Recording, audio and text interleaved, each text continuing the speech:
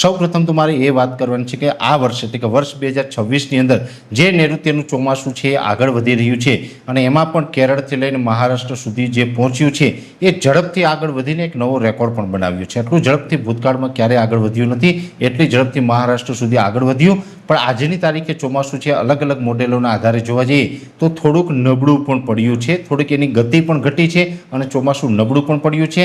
એટલે હવે ગમે ત્યારે આજની તારીખે અથવા તો આજે રાત્રે અથવા તો આવતીકાલે 10 જૂનના રોજ ગમે ત્યારે ચોમાસું છે રોકાઈ શકે, મોન્સૂન બ્રેક કન્ડિશન સર્જાય તેવી શક્યતાઓ અત્યારે દેખાઈ રહી છે। આ ચોમાસા ઉપર અમે સતત નજર રાખી રહ્યા છીએ અને એને પડે પડની માહિતી તમારા સુધી પહોંચાડતા રહીશું।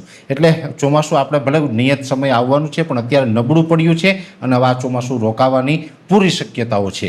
હવે અત્યારે ભલે મહારાષ્ટ્રની અંદર ચોમાસું છે પણ જ્યારે સક્રિય થશે તો લગભગ 3 દિવસની અંદર પછી મહારાષ્ટ્રથી ગુજરાત સુધી પહોંચી જશે, એટલે 15 જૂન આસપાસ ગુજરાતની અંદર પહોંચી જશે।